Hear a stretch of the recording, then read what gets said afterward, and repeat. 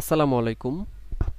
মামুরজোরের পক্ষ থেকে আমি সাইফ আপনাদের সবাইকে স্বাগত জানাচ্ছি ওয়ার্ডপ্রেস থিম কাস্টমাইজেশন সেশনের এই পর্বে।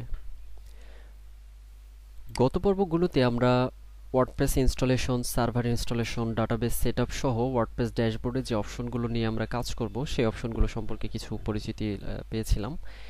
তো এই পর্বে আমরা দেখব যে একটা ফ্রি থিমকে কিভাবে কাস্টমাইজ করে তারপরে সেটা নিয়ে আমরা কিভাবে কাজ করতে পারি এবং একটা ফ্রি থিমের ভিতরে কোন কোন অপশন থাকতে পারে এবং সেই অপশনগুলো নিয়ে আমরা কিভাবে কাজ করতে পারি সেই জিনিসগুলো, সেই অপশনগুলো আমরা দেখব।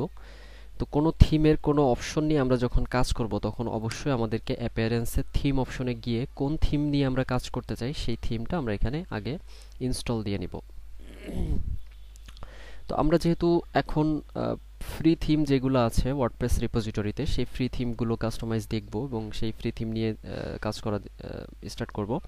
সো ফ্রি থিমগুলো ডাউনলোড করার জন্য আমরা সিম্পলি অ্যাড নিউতে যাব। অ্যাড নিউতে গেলে এখানে কিছু ট্যাব দেখতে পারবো যে ফিচার আছে, পপুলার, লেটেস্ট, ফেভারিট। এটার ভিতরে গেলে আমরা এই ক্যাটাগরির যে থিমগুলো আর কি নর্মালি আছে সেই থিমগুলো আমরা এখান থেকে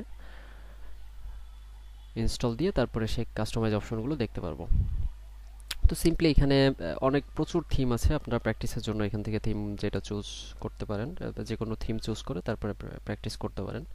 তো সিম্পলি এখানে ব্লগ থিম আছে, ই কমার্স থিম আছে, পোর্টফোলিও থিম আছে, এরপরে আরও বিভিন্ন ধরনের বিভিন্ন টাইপের থিম এখানে পাবেন। তো সিম্পলি আমরা এখান থেকে যে কোনো একটা থিম একটু ইনস্টল দিয়ে নিই। আমরা সাফরিন এই থিমটা একটু দেখি যে কি এতে আছে। সাফরিন super flat design and responsive landing page multipurpose theme, you will be amazed by real time HTML CSS jQuery and fully responsive।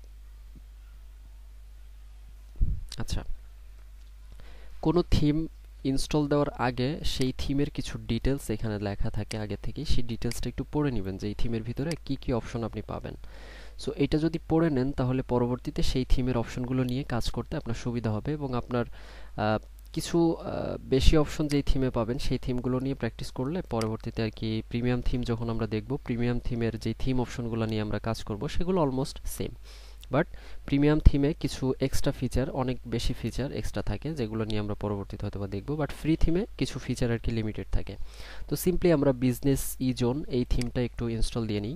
Install দিয়ে তারপরে এই থিমটাতে দেখি যে কি কি অপশন আছে।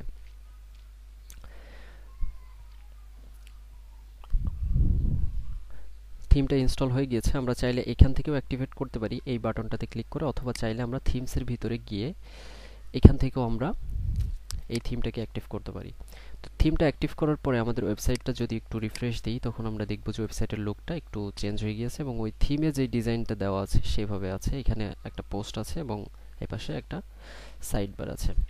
তো থিমের যে অপশনগুলো আমরা দেখতে পারবো সেটা হচ্ছে কাস্টমাইজের ভিতরে গেলে এখানে থিমের অপশনগুলো সব আছে। এই থিমের একটা প্রো ভার্সন আছে। আমরা যদি প্রো ভার্সনটা কিনি তাহলে সেখানে আমরা আরও কিছু অপশন দেখতে পারবো। তো নর্মালি এই থিমে যে অপশনগুলো আছে সেগুলো হচ্ছে থিম ইনফরমেশন। এখানে হচ্ছে থিমের যেই ডকুমেন্টেশনগুলো রয়েছে, অর্থাৎ এই থিমটা আমরা কিভাবে কাস্টমাইজ করব, থিম কিভাবে এই থিমটা নিয়ে আমরা কাজ করব, বা এই থিমটা নিয়ে কিভাবে আমরা ফুল ওয়েবসাইট রেডি করব সেটা এখানে থিম ডকুমেন্টেশনে দেওয়া আছে। এরপর হচ্ছে ডিফল্ট সেটিংস। ডিফল্ট সেটিংসের ভিতরে হচ্ছে সাইট আইডেন্টিটি, অর্থাৎ আমাদের এর আগের পর্বে আমরা দেখেছিলাম যে সাইট আইডেন্টিটিতে আমরা আমাদের ট্যাগলাইন চেঞ্জ করতে পারি, টাইটেল চেঞ্জ করতে পারি, বা এখান থেকে আমরা লোগো দিতে পারি। তো আমরা একটা সিম্পল একটা লোগো আপলোড করি, ডেমো পিকচার, সিম্পলি একটা ডেমো লোগো আর কি আমরা আপলোড দিয়ে নিলাম। সিলেক্ট। তো চাইলে লোগোটা আমরা এখান থেকে ক্রপ করতে পারি বা ক্রপ ছাড়াও আমরা লোগো দিতে পারি। যদি আমাদের লোগোটা ক্রপ করার প্রয়োজন পড়ে আমরা এখান থেকে সিম্পলি ক্রপ করে তারপরে আপলোড করে দিব, ক্রপ ইমেজ। আমরা দেখতে পাচ্ছি লোগোটা এখানে চলে এসেছে এবং লোগোটা আসার পরে এখানে কিন্তু টাইটেল এবং ট্যাগলাইন দুইটাই রয়ে গিয়েছে। তো এখানে একটা চেক বক্স আছে যে display site and title, site title and tagline. এটা যদি আনচেক করে দিই তখন এখান থেকে এটা চলে যাবে। তো এখন যদি চাই যে এই লোগোটা তো দেখতে অনেক বড় দেখাচ্ছে, তাই না?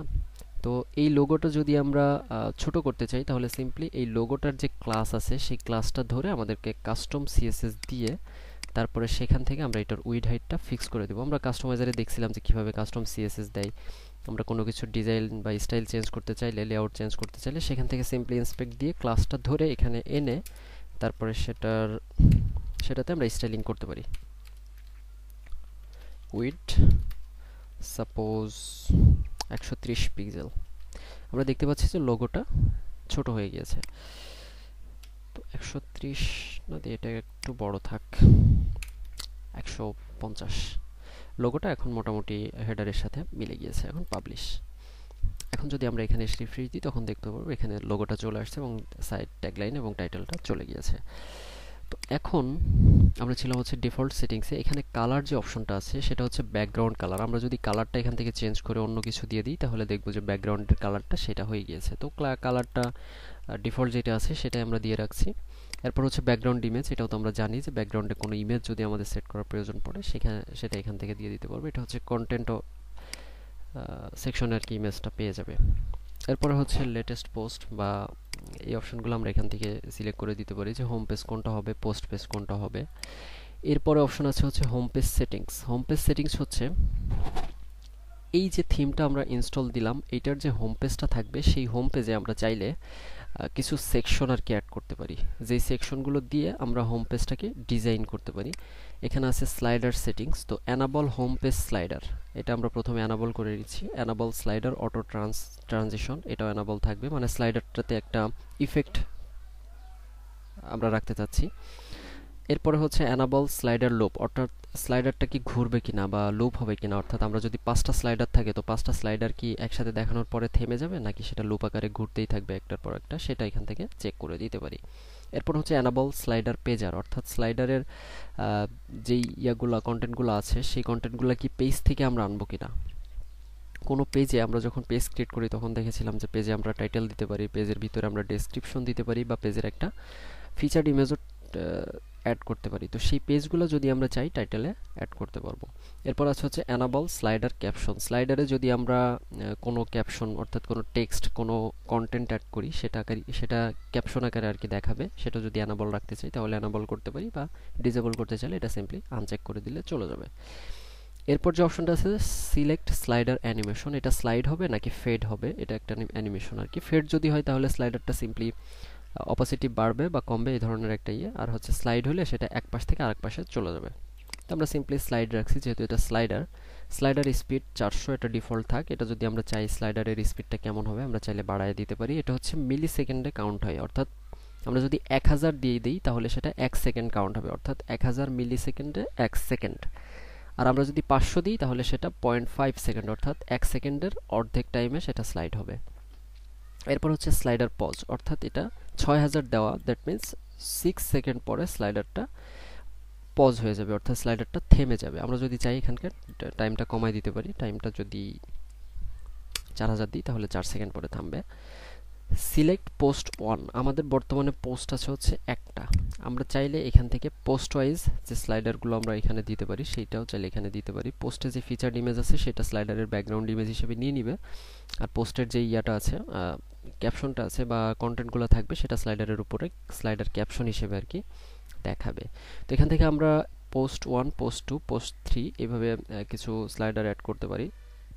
এটা নর্মালি হচ্ছে পোস্ট স্লাইডার।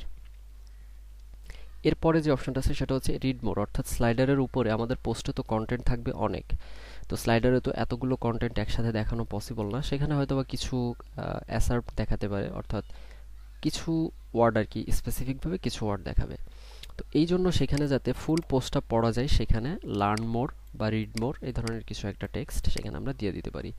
এরপর হচ্ছে কন্ট্যাক্ট আস টেক্সট, অর্থাৎ স্লাইডার থেকে যদি কেউ চাই যে আমাদের সাথে কন্ট্যাক্ট করবে, সরাসরি কন্ট্যাক্ট পেজে রিডিরেক্ট হয়ে সেখান থেকে একটা ফর্ম থাকবে, সেই ফর্মের মাধ্যমে আমাদের সাথে কন্ট্যাক্ট করবে। আমরা চাইলে সেখানে এই বাটনে যে টেক্সটটা হবে সেটা এখানে দিয়ে দিতে পারি, সেটা এখানে দিয়ে দিতে পারি। সেটা হচ্ছে কন্ট্যাক্ট আস হতে পারে বা গেট ইন টাচ হতে পারে, এই ধরনের টেক্সটগুলো নরমালি কন্ট্যাক্ট পেজে থাকে। এরপরে কন্ট্যাক্ট পেজের যেই ইউআরএলটা, অর্থাৎ আমাদের ওয়েবসাইটে যেই পেজ থেকে আমাদের সাথে কন্ট্যাক্ট করতে পারবে সেই পেজের ইউআরএলটা আমরা এখানে দিয়ে দিব। স্লাইডার সেটিংসের ভিতরে নরমালি এটাই ছিল। ফিচার্ড সেকশন, এটার ভিতরে ফিচার্ড পোস্ট সেকশন, অর্থাৎ আমাদের ওয়েবসাইটে যেই পোস্টগুলো আমরা ফিচার্ড পোস্ট হিসেবে শো করাতে চাই সেটা কি অ্যানাবল থাকবে কি না থাকবে। এরপরে আরেকটা আছে সেটা হচ্ছে ফিচার্ড পোস্ট আইকন, অর্থাৎ ফিচার্ড যে পোস্টগুলো থাকবে সেগুলোতে আইকন অ্যানাবল থাকবে কিনা। এরপর আছে হচ্ছে সিলেক্ট ফিচার্ড পোস্ট 1, অর্থাৎ যেই পোস্টগুলো আমাদের এখানে আছে সেই পোস্টগুলোর ভিতর থেকে কোন পোস্টটাকে আমরা ফিচার হিসেবে দেখাইতে চাই সেটা এখানে অ্যাসাইন করে দিতে পারি ফিচার্ড পোস্ট 2 এবং ফিচার্ড পোস্ট 3। আমরা যদি এখান থেকে ফিচার্ড পোস্ট আইকনটাকে আনচেক করে দিই তখন এই যে এখানে আমরা যে আইকনগুলো দিব সেই আইকনগুলো নরমালি ফিচার্ড পোস্টের ওখান থেকে রিমুভ হয়ে যাবে। এখান থেকে আমরা যে আইকনগুলো চুজ করে দিব। তো নরমালি আইকনগুলো আনচেক অবস্থায় থাক। এরপরে যে অপশন আছে সেটা হচ্ছে ওয়েলকাম সেকশন। এখানে সিম্পলি এনাবল ওয়েলকাম সেকশন, মানে সাইটে ব্রাউজ করার পরে সিম্পল একটা ওয়েলকাম মেসেজ দিবে, সেটা এখান থেকে আর কি এনাবল করে রাখতে পারি। এরপর হচ্ছে ব্লগ সেকশন, অর্থাৎ আমাদের ব্লগ পেজ কোনটা হবে। প্রথমে হচ্ছে ব্লগ সেকশনটা এনাবল রাখবো। এরপর হচ্ছে ব্লগে কি কি থাকবে, পোস্ট থাকবে, ডেট থাকবে, অথর থাকবে, কমেন্ট এবং ক্যাটাগরি, এগুলো সবই থাকবে মোটামুটি। কারণ এই যে এখানে দেখেন কমেন্ট আছে, অথর আছে, এখানে ডেট আছে এবং ক্যাটাগরি। এটা যেহেতু কোনো ক্যাটাগরিতে এখন নাই, সো ক্যাটাগরিটা এখন শো করছে না। তো ব্লগ পেজটা কোনটা হবে, আমাদের যেহেতু একটা পেজই আমাদের ওয়েবসাইটে বর্তমানে আছে, সো একটা পেজই এখানে দেখাচ্ছে, সিম্পলি সেটাই ব্লগ পেজ। আর আমরা যদি চাই যে আমাদের ক্রিয়েট করা অন্য কোনো পেজকে ব্লগ পেজ হিসেবে সেট করে দিব, চাইলে সেটাও দিতে পারি। সিলেক্ট ব্লগ ক্যাটাগরি, আমরা চাইলে কোনো ক্যাটাগরির পোস্টগুলোও এখানে শো করাইতে পারি, সেটা আমাদের ইচ্ছা। এখন যেহেতু আমাদের ওয়েবসাইটে বর্তমানে কোনো ক্যাটাগরি নাই, ডিফল্ট যে ক্যাটাগরি আনক্যাটাগরাইজড থাকে সেটাই এখন আছে। এরপরে blog section read more text, অর্থাৎ ব্লগ সেকশনে কোনো পোস্টের অ্যাসার্টের লাস্টে সেই পোস্টের ফুল কন্টেন্টটা দেখার জন্য, সিঙ্গেল পোস্ট পেজে যাওয়ার জন্য এইখানে ছোট্ট করে একটা বাটন থাকে, যে বাটনটা হচ্ছে রিড মোর। সো সেই বাটনটাতে কি থাকবে লেখাটা বাটন টেক্সট হিসেবে, সেটা এখানে দিয়ে দিতে পারি। এবং আমরা চাইলে সেই বাটনের সাথে ব্লগ পেজের যে ইউআরএলটা, অর্থাৎ ফিচার্ড পোস্ট তো সবগুলো থাকবে না, সেখানে স্পেসিফিক কিছু পোস্ট আর কি ফিচার্ড পোস্ট হিসেবে শো করাবো। তো আমরা যদি চাই যে এই ফিচার্ড পোস্ট দেখার পরে সরাসরি ব্লগ পেজে রিডিরেক্ট হয়ে ব্লগ পেজ থেকে তারা সবগুলো পোস্ট একসাথে দেখতে পারবে, চাইলে সেই ব্লগ পেজের ইউআরএলটা আমরা এখান থেকে দিয়ে দিতে পারবো। তো আজকের পর্ব এই পর্যন্তই। আমরা নেক্সট পর্বে বাকি যে অপশনগুলো রয়েছে সেগুলো নিয়ে আলোচনা করব।